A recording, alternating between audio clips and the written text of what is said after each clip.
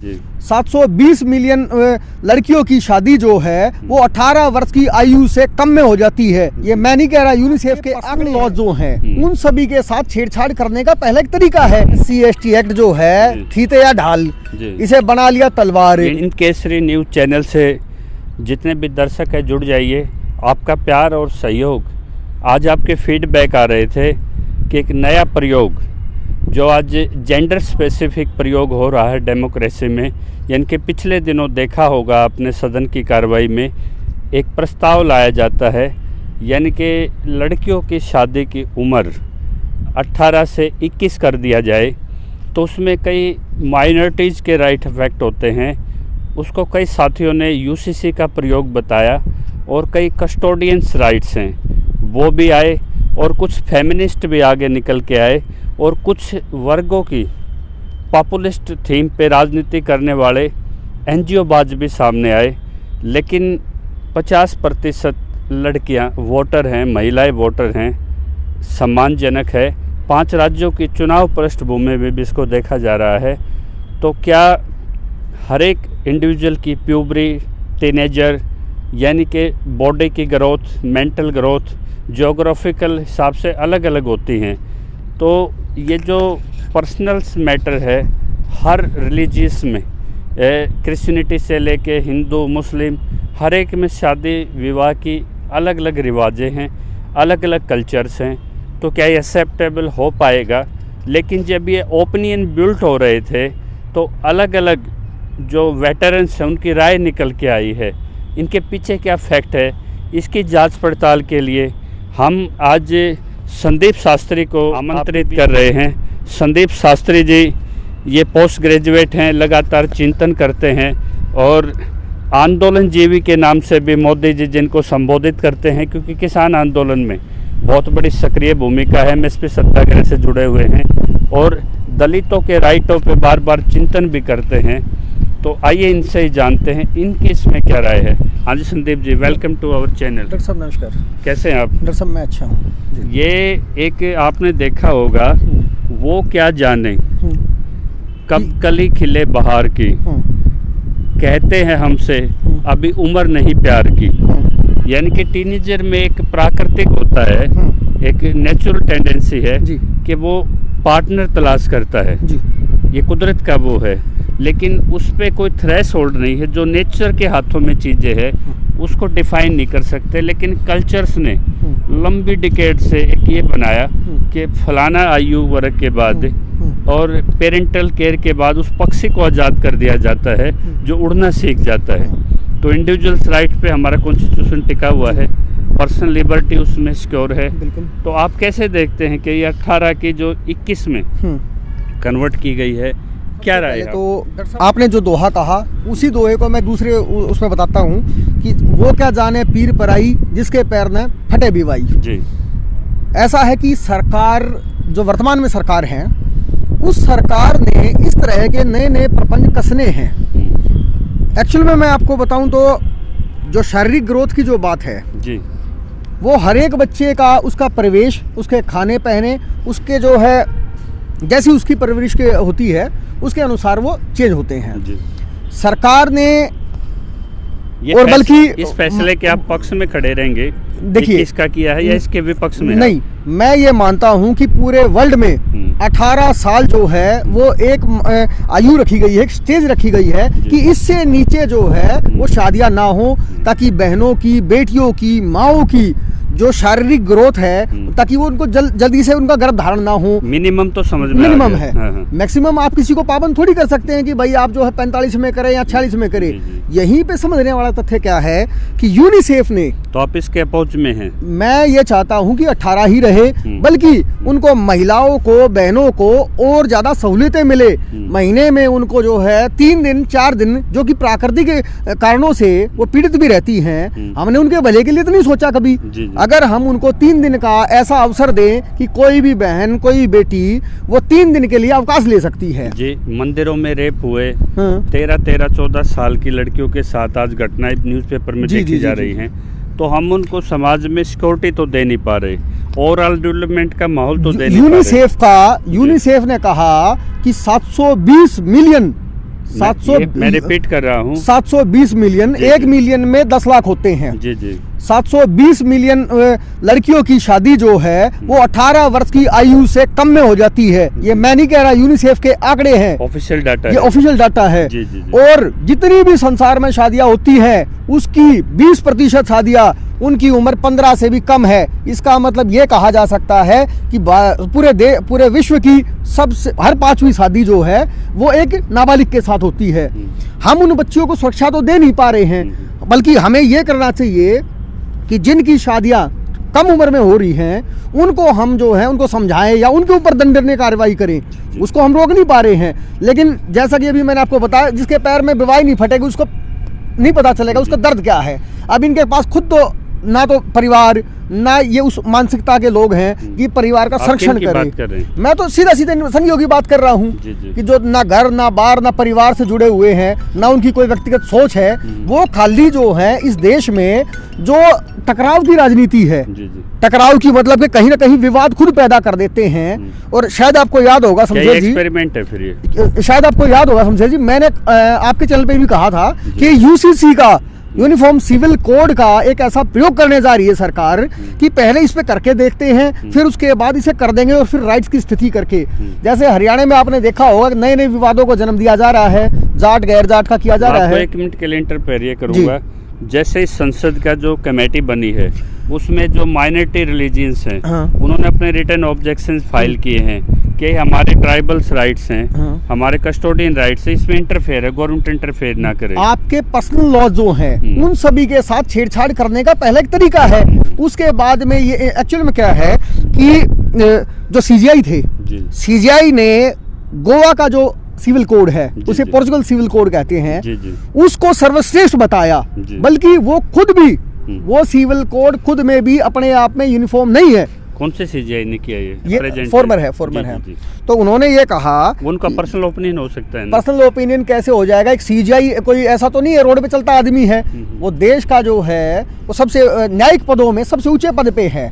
और वो इस बात को ये कह रहे हैं कि गोवा का यूनिफॉर्म सिविल कोड जो है वो पूरे देश में लागू हो जाना चाहिए। क्या उन्होंने इस बात को सोचा कि गोवा का जो सिविल कोड है उसमें कहा गया कि कोई भी बहन 25 साल की उम्र तक अगर वो बच्चा पैदा नहीं कर पाती तो उसके पति को अधिकार है कि वो दूसरी शादी कर ले। और 30 साल की उम्र तक अगर कोई लड़का पैदा नहीं कर पाती है, ये प्राकृतिक चीजें हैं, इनमें लड़का लड़की ये क्यों ऐसा वो करना चाहते हैं? उनकी पर्सनल चॉइस है, फ्रीडम है उनकी। कैसे पर्सनल चॉइस? वो पूरे भारत की तो नहीं है ना। शादी विवाह ये हमारी मूल परंपराएं हैं। मूल परंपराओं में हस्तक्षेप करने की पहली कोशिश इस 18 से 21 करने की इसमें किसको कॉम्पिटेंट मानते हैं? हु विल डिफाइन कि that is the certain age fixed suitable for the all girls, whether parents, whether government or where the custodian opinion builders। हम न्यूनतम कर सकते हैं 18 की जो है वो न्यूनतम है, ताकि हम उसको बरकरार ही रखना चाहते हैं। हम अपनी मान्यताओं को अपनी परंपराओं को छोड़ना नहीं चाहते। आप इस चीज को समझिए, हमारा जो ढांचा है इस समाज का ना तो किसी एक जाति का है। इसके पीछे एक फाइनेंशियल रीजन ये दिया जा रहा है कि जो सुगुन राशि दी जाती थी विवाह सुगुन राशि, मैं इस पे आ रहा हूँ, मैं इसी पे आ रहा हूँ। हमारे दलितों के लिए थी, बहनों के लिए थी, हमारी उन बेटियों के लिए थी जो अंडर प्रिविलेज थे, आर्थिक तौर पर कमजोर जो समूह है इस देश में वो हैं जो दलित हैं, जो आदिवासी हैं, जो पिछड़े हुए लोग हैं। उन लोगों को सरकार के द्वारा कुछ अनुदान, कुछ कन्यादान के रूप में राशि दी जाती थी। वेलफेयर स्कीम थी वो। उसमें अब क्या होगा कि सरकार ने नोटबंदी करके उल्टे जुलूल फैसले लेकर के देश की अर्थव्यवस्था को तो चौपट कर दिया। कभी आप बुजुर्गों की पेंशन बंद करेंगे, पैसा तो इनके पास है नहीं। अभी कोरोना की तीसरी लहर आ गई है, अभी इसके बारे में भी ये इनका मेन प्लान है आपकी जेब से पैसा निकालना। नहीं, जो बच्चों की कैसे इफेक्ट करती है, लड़कियों की जो वो ऐसे इफेक्ट करती है कि आज वो 18 साल में देनी पड़ती, उसे 3 साल का और सरकार को वो मिल जाएगा पोस्टपोन करने का। 18 से 21 तक का वो है। आज जो बहन 18 में है, क्या उसके ऊपर पाबंदी है कि उसको शादी करनी ही पड़ेगी? नहीं, ऐसा पाबंदी नहीं है। बस ये न्यूनतम एक उम्र रखी गई है कि इससे नीचे शारीरिक, मानसिक, बौद्धिक विकास नहीं हो पाता है। एक मैं चीज और जाऊंगा जी, कोई कैपेबल है तो वो लड़की को पढ़ाता है, स्पोर्ट्स में भी लेके जाता है, जिस फील्ड में उसके पोटेंशियल हो। तो ये लगाओ जब तक शादी नहीं होती तो लड़की भी लड़के की तरह परवरिश होती है घर पे। लेकिन जिनके माँ बाप नहीं हैं, जो अनाथ हैं जी या किसी कैलामिटीज में जी किसी की माँ गुजर गई, पिताजी गुजर गए और कोई रिश्तेदार उसकी परवरिश के लिए उस बच्चे को उठा लाता है और वो बच्चे को वो भी एज्ड हो जाता है जब तक बच्चा बड़ा होता है 15, 16, 17 साल, वो कम नहीं होता है पीरियड, तो चाहता है कि मैं अपने बच्चों से पहले इन बच्चों की शादी कर दूं। इससे पहले हम अपने समाज को समझना पड़ेगा। समाज की अवधारणाएं क्या हैं कि जैसे कोई आर्थिक तौर पे कमजोर है, उस कमजोर वर्ग के भाई बहन की जो लड़की है, नहीं, जो अभिभावकों के सारे वो है, तो उसके पास कम से कम एक अवसर होता है कि मेरी लड़की के पीले हाथ हो जाएं, मेरी लड़की सम्मानजनक तरीके से दूसरे के घर में जाए। और मान लो वो अच्छे घर में चली गई, तो अच्छे घर का कोई भी तो ये नहीं चाहेगा, मतलब कोई ये नहीं चाहेगा कि भाई उनको जो है पढ़ाया ना जाए। तो ये ऑब्जेक्टिव है जो इसके 21 करने का, सरकार अभी तक ये क्लियर नहीं कर पाई कि वो वुमेन अपलिफ्टमेंट के लिए काम कर रही है, उनको राइट एजुकेशन और देना चाह रही है, स्किल्ड करना चाह रही है, या फिजिकली और मजबूत करना चाह रही है, मेंटली मजबूत करना चाह रही है। ऑब्जेक्टिव इसके पीछे कोई डिफाइन नहीं आ रहा खुल के कि सरकार की मंशा क्या है एज पीछे बढ़ाने की, लेकिन इसके इफेक्ट जो पड़ रहे हैं अभिभावकों पे, जो गरीब हैं या जिनके फाइनेंशियल इम्प्लीकेशन पड़ेंगे, उनके ज़रूर खुल के सामने आ रहे हैं। तो इसमें क्या फैक्ट है इसके पीछे जो आप बहुत चीज़ें हैं। देखिए स्मृति ईरानी ने जब ये पेश किया बिल जी, तो उन्होंने कहा कि इसे स्टैंडिंग कमेटी को भेजना चाहिए। जी, जी, जी। अब स्टैंडिंग कमेटी में जो है जरूरी है कि इसके ऊपर चर्चा हो, विस्तृत चर्चा हो, और आगे इसके ऊपर मतलब बुद्धिजीवियों को बैठ करके कुछ ऐसा डिसाइड किया जाए कि समाज भी उसमें सम्मिलित रहे, उसमें जो है हमारा परिवेश भी रहे, आर्थिक स्थितियां भी मैटर करती है। मेरा तो मूल मंत्र जो मैं बताना चाहता हूं कि सरकार सिर्फ पैसा बचाना चाहती है, सरकार कंगाल हो चुकी है, सरकार जो है नए नए बहाने ढूंढ रही है। और तो आप ये यूसीसी का एक्सपेरिमेंट क्या कह रहे हो, तो यूनिफॉर्म सिविल कोड की बात कर रहे हैं। यूनिफॉर्म सिविल कोड का ही प्रयोग है, आपके पर्सनल मामलों में दखल अंदाजी करके देखना पहले। लेकिन गवर्नमेंट तो इसको प्रो वुमेन, पहले मैं आपका हाथ पकड़ूंगा, अगर हाथ पकड़ने पर आपकी क्या प्रतिक्रिया हुई तभी तो मैं आपका गला पकड़ने की कोशिश करूंगा। जब तक मैं आपका हाथ नहीं पकड़ूंगा तब तक मैं आपके मन की मंशा को कैसे भांप लूंगा कि भाई ये मेरे ऊपर वार करेंगे या नहीं करेंगे। ये गर्दन को दाबने के लिए एक पहला कदम है, आपका हाथ पकड़ के देखा जा रहा है। जो 18 की आयु तब निर्धारित हुई थी, आप विद्वान रहे हैं, हाँ। इसके पीछे क्या फैक्टर रहे थे जो 18 की तय की गई थी? देखिए शारदा, वो भी स्टडी, हाँ, शारदा एक्ट जो है 1929 का, उसमें 14 साल और 12 साल इतना रखा गया था कि एग्जांपल दी, हाँ 14 से 12। फिर 1992 में कमेटी बनी कि महिलाओं को जो है अधिकार देना चाहिए, पदों में भी देना चाहिए। 1972 में भी हुआ, ठीक है, 2006 में भी हुआ है। लेकिन अभी जया जेटली कमेटी जो है, जया जेटली कमेटी में ये कहा गया है कि महिलाओं का उत्थान हो, महिलाओं की अच्छी शिक्षा हो, उन्हें शारीरिक और मानसिक रूप से मजबूत बनाया जाए। ये नहीं बताया गया कि उसमें उनकी शादियां कब हों, उनकी शादियों पर इतना जोर है ही नहीं।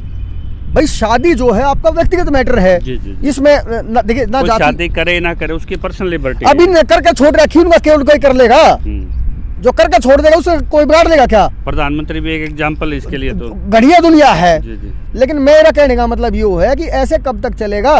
आप हमारे व्यक्तिगत जीवन के फैसलों में, अब कल को आप फैसला लगा दोगे कि भाई सभी लोगों को गंजे रहना है तो गंजे रह जाएंगे। मास्क लगा तो रहे हैं, मास्क लगा रहे हैं, एक महामारी का वो दिया गया है, महामारी ही इसका एक महामारी का बहाना लिया गया है। लेकिन जब आपकी एक डोज का वो हो गया कि इन वो हार्ड इम्यूनिटी होगी 35% से ज्यादा, अब तो वो स्प्रेड इस तरह से नहीं हो सकती, फिर भी वही मैकेनिज्म है। लड़कियों का क्या सैंपल सर्वे रहा है इसमें?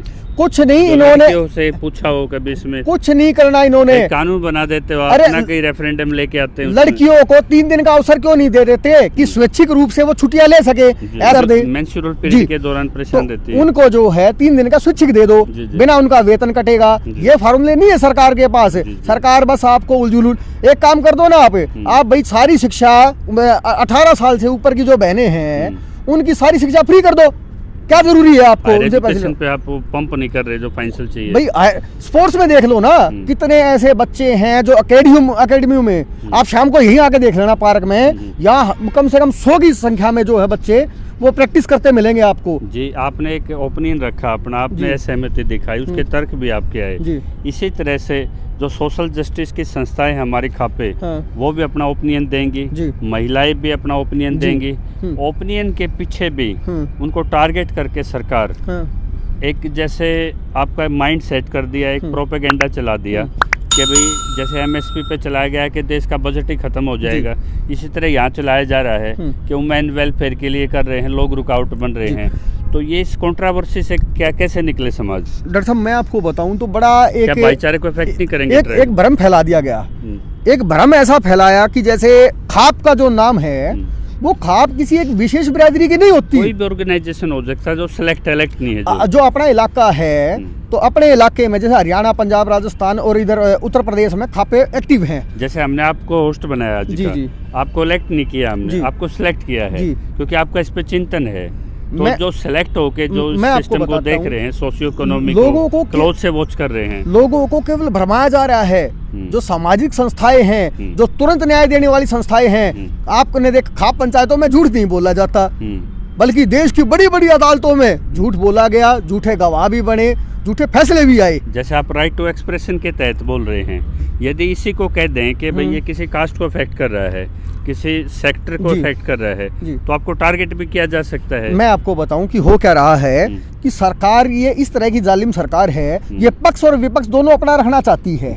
इसमें जो है अभी एक डॉक्टर ओम प्रकाश धनखड़ का ही प्रकरण आया सामने कि उन्होंने जो है बात कर रहे हैं सर्वजातीय कोऑर्डिनेटर की, हाँ सर्वजातीय जो है संयोजक जो है उनके बारे में बात कर रहा हूँ। उन्होंने एक अपनी आशंका जताई कि इस कानून से जो हमारे आर्थिक तौर पे पिछड़े हुए जो भाई हैं, SC और ST जो कि हम जानते हैं और हम मानते हैं, उनके फाइनेंशियल जो कट होंगे। उन्होंने कहा तो वो बात आर्थिक तौर पे, उसको घुमा के ले गए जातीय तौर पे।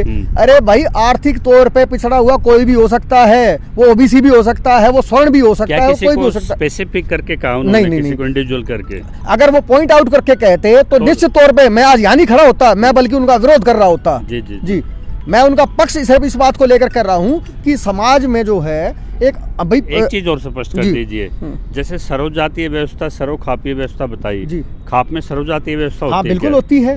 तो अगर उसका कोई राइट इफेक्ट हो रहा है उसके किसी SC भाई का, SC भाई का, तो उसको वो रिप्रेजेंट करने के लिए बने हैं, तो क्या उनकी ड्यूटी नहीं बनती थी कि वो उनकी जो कट हो रहे हैं फाइनेंशियल, उनके जो बच्चों पे होगा, अभी तक क्या किया गया, केवल ये बता दिया गया कि खाप पे जो हैं वो एक विशेष बिरादरी की है। जी बहुत बड़ा भ्रम आपने क्लियर किया। बहुत बड़ा भ्रम है ये। अगर भाई केवल जाट जो हैं वो खापों के वो खापुनी की होती है, और कई लोग कहते हैं गोत्र की, तो क्या गोत्र के हिसाब से गोत्र किस बिरादरी में नहीं है? एलावत है, सहरावत है, दैया है। मैं आपको 50 सर्वजातीय व्यवस्था होती है। जब सर्वजातीय व्यवस्था है, उस व्यवस्था में से किसी एक आदमी का नाम तो नहीं लिया गया। जाट में कोई जाति धर्म ना हो के एकजुट जिसने सबको कर लिया, कबीलों को एकजुट करने से उसका नाम जट पड़ गया। आपने ये देखा भी होगा। अभी थोड़े दिनों में आपको हिंदू मुस्लिम देखने को मिलेगा, अभी थोड़े दिनों में आपको राम और रहीम के झगड़े देखने को मिलेंगे। तो जो भी ओपिनियन बिल्ड करेंगे सरकार के किसी रॉन्ग पॉलिसी से, डिसीजन से, सरकार तो जो है इस सेक्टर में डिवाइड करके, सरकार जो है आपको,